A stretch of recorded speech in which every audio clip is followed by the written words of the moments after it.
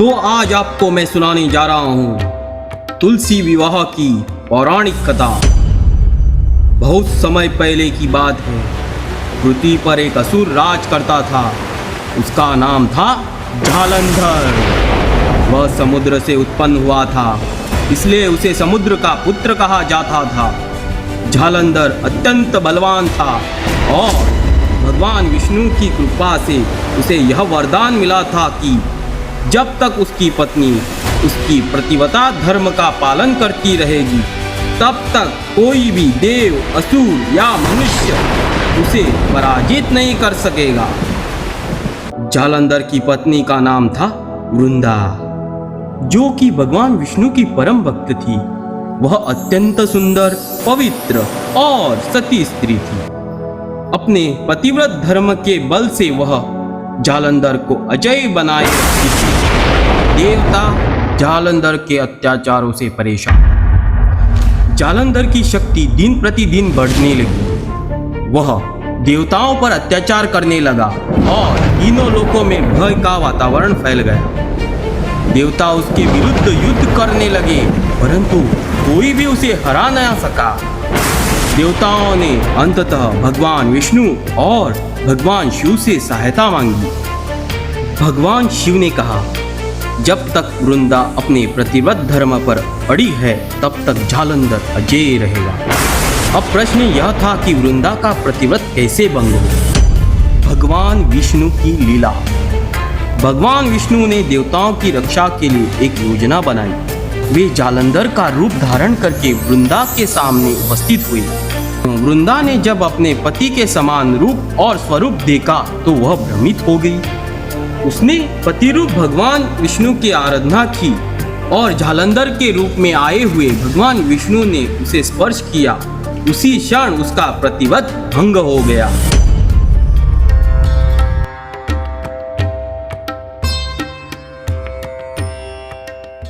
उसने पतिरूप भगवान विष्णु की आराधना की और जालंधर के रूप में आए हुए भगवान विष्णु ने उसे स्पर्श किया। उसी क्षण उसका प्रतिव्रत भंग हो गया। इधर असली जालंधर जो युद्ध भूमि में था, उसी क्षण भगवान शिव के त्रिशूल से मारा गया। वृंदा का शाप। जब वृंदा को सच्चाई का ज्ञान हुआ तो वह अत्यंत क्रोधित और दुखी हुई।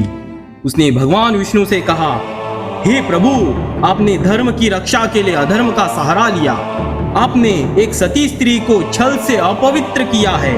मैं आपको शाप देती हूँ कि आप शिला बन जाए। भगवान विष्णु ने विनम्रता से उसका श्राप स्वीकारा और परिणाम स्वरूप विष्णु जी शालिग्राम शिला के रूप में प्रकट हुए। जैसे ही भगवान विष्णु शालिग्राम शिला बन गए, तभी सारी सृष्टि में असंतुलन फैल गया। भारी तूफान आ गया, बरसात हुई, पूरी सृष्टि असमंजस में फंस गई।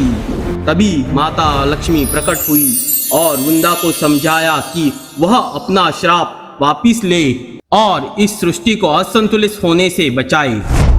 वृंदा ने अपना श्राप वापिस लिया, परंतु वृंदा ने भगवान विष्णु के समक्ष अग्नि प्रवेश कर दिया। उसकी भस्म से एक पवित्र पौधा उत्पन्न हुआ। उसका नाम तुलसी कहलाया गया। तब से तुलसी विवाह की परंपरा प्रारंभ हुई, जहां तुलसी का विवाह शालिग्राम से किया जाता है। यह विवाह कार्तिक मास के शुक्ल एकादशी या द्वादशी तिथि को बड़े उत्साह से मनाया जाता है। कथा का संदेश। तुलसी विवाह केवल एक धार्मिक अनुष्ठान नहीं, बल्कि यह भक्ति, समर्पण और शुद्धता का प्रतीक है। तुलसी माता ने अपने धर्म के लिए सब कुछ त्याग दिया और भगवान विष्णु ने उसके प्रेम और भक्ति को अमर बनाया। तभी से कहा जाता है, तुलसी बिना विष्णु पूजा अधूरी है। तुलसी और शालिग्राम का संग ही मोक्ष का मार्ग।